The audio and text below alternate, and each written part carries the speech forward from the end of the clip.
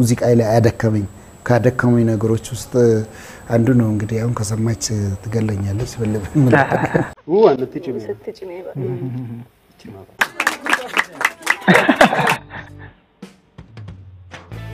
እንጉበት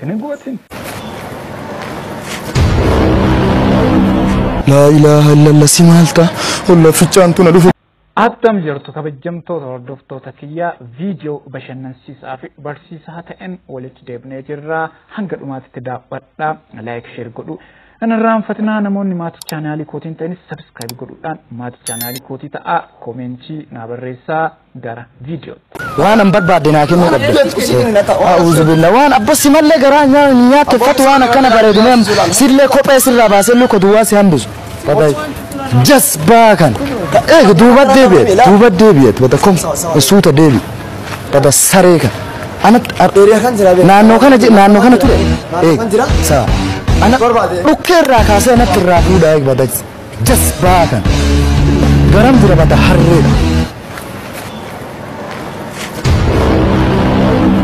لا إله إلا الله سمالتا ولا فيتشانتو ندوفكم بنوس فكات كل جو ملونا مانكي يا رب أرنا مالو نقبض فيتشانتو دوفو فداي الله يا رب مالو نقبض لكم بنوس فكات يا رب مالو متى وفدوبة ديبي أمو فد ديبي يا رب أشهد أن لا إله إلا الله دعاء جيران أشهد أن لا إله إلا الله شهادة ديبي دنيا تنرادين كنا جيسا مالي نسوة يا رب كي جمالو نباك ياتا يو في جلنا كبا كمتا في جاري أشهد أن لا إله إلا الله دعيرا الله في جانتو نريا وفقا الله دوفنا دفيو في جاري يا رب مالتا مالك يا رب كنا نيس أشهد أن لا إله إلا الله انت ياري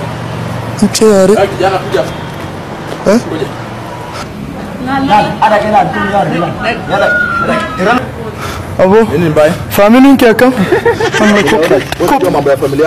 كوبي سيتارا غالا أفانا كبيرت اللي بدبر بيجي نجيسين نجيسين Ona jua mambo ya familia yangu ona niambia mambo ya familia.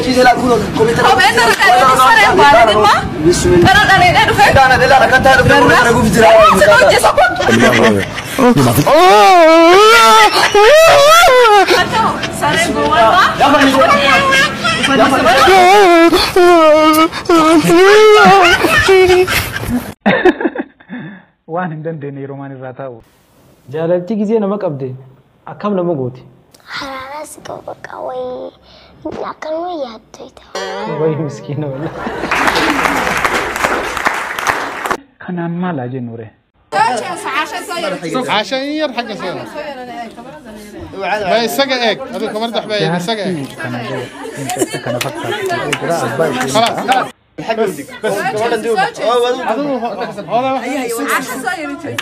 عشان صابر بالحقيقة افكك كده كويس افكك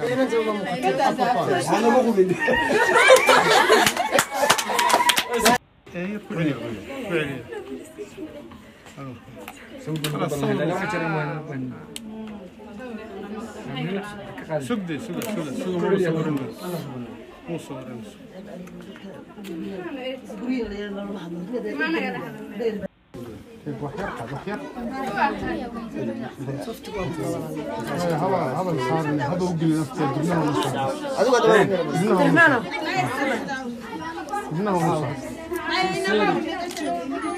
بس خلاص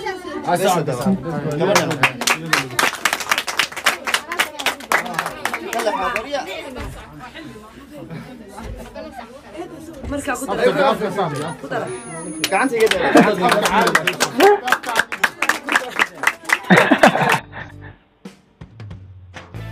نقوبتين أما ما زريني مجانكو ماستر سيكا بتة هادي دورسيسا من درجة سنة نفته مجانكو ماستر سيكا ماستر سجولك أنا سيكون في أكارم بيتو اتيادك إيش نما ماستر سيس الرايق ده تدقري ومن ريفو دي قالوا اتيادو مني درك أما دقري فو يلا كوني ما درك أما جنو كسر رجل ثاري أما في تنيكا جنو ما برا مالين كبار دقري شو ماستر سيس تفكر إسا أرمي واي وانا كزين بيتو أريدا تفكرتي أريدا دور سيستي إنه معلومات هاتي في الدقر ودي seenaan isaa dheeraadhis.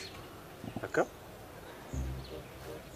dandeeyaa keessatti nama yoom muuziqaadhaan illee sitti madde wayya malee muuziqaadhaan yaada tokko ibsachuu waan hin danda'uu fi muuziqaa yoo hin si ibse wayya. Itti fufee muuziqichuma.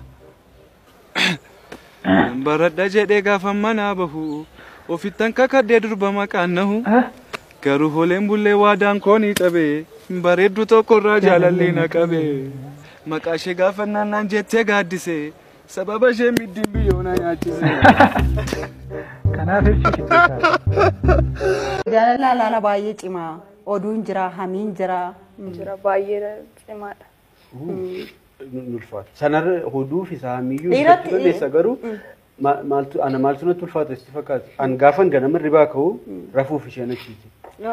Anamma ganama ka'ee haasa'uuf gana enerjiin koo guutuudha si galee taasisuun barbaada. Isheen immoo hojii ooltee dadhabdee rafuuf wal bira darba akkaataa naasaa keenya. Asiiti gaafa isheen yeroo argattu anasii waraabbii irra hin jiratu. Gaafan immoo yeroo qabu galgala manatti galee taasisuuf heduu hojii galti isheen. Wal bira daftee hin geessu. Miira kee walii hubattu waan tokko tokko immoo jaalala keessatti haasaan ala waan walii hubattu jira miti ree fuuluma wal ilaalte. Dhugaadha. So inni faa yerootti waan akkasii dhabbisaa jiruu fi baay'ee ulfaata ture. Waggaa 3 akkasitti dabarsine. Waggaa 3. Jaalala laalaa dhiiratti moo dubartiitti cima? Ammatti jira dhibba keessaati. Dhiiratti cima. Dhiiratti cima. No, lamaanitti hin cimu. Ibsituudha. Wanti cimee. Sitti cimee baay'ee ulfaata. Namoonni baay'een jireenyi isaanii akkasidha baay'inaan tokko biyya alaa tokko biyya keessaa yookiin biyyuma alaa iddoo garaagaraa jiru. Kana keessatti dhaamsa akkamii dabarsitu mee amma jaalalli kun itti fufee bultii gara bultiitti ijaaramee gara jireenyaatti darbuu fi maal gochuu qaba mee namni kaappilii yookiin namni wal jaalate tokko? Galatooma carraa kana nyaatanii. Yaa ani baay'ee ma wal hubachuu baay'ee ma waliif yaadu baay'ee ma akka amantii dhuunfaa kootiitti namni uumaa isaa wajjin hariiroo gaarii qabu nama wajjin hariiroo uumuun itti ulfaatee yaadu. So yoo kiristaana ta'e waaqa wajjin yoo musliima ta'e rabbii wajjin Allah wajjin hariiroonni qabu murteessaadha jedheen yaada. So al tokko yeroo hariiroon alaalaa kuni wal biran jiraattu qilleensa meeqa si gidduu gala nama meeqatu wal argaa lafa isheen ooltu hin beeku lafa oolu hin beeku haala itti keessa jirtu immoo namni immoo hariiroo keetti gammadu immoo muraasa ta'uu danda'a. Namni hundi siin gammadu. Siin gammadu. So hariiroo maalaalaa gaafa jedhamu iyyuu kana immoo nama biyyaan baa jiru kana gaafa barbaaddu maaliifan jaalladha jalqabuma. Doolarittiidhaaf immoo jaalladha.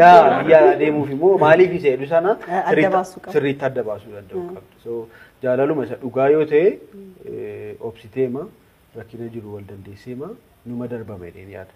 Sirriidha jaalala dhugaa yoo ta'e wanti namatti ulfaatu hin jiru waaqoon biyya keessa ture isheen biyya alaa turte amma haala kanaan walitti dhufanii wajjin jiraataa jiru muuxannoo barsiisaa ta'e muuxannoo jaalala barsiisaa ta'e nuuf qoodanii jiru.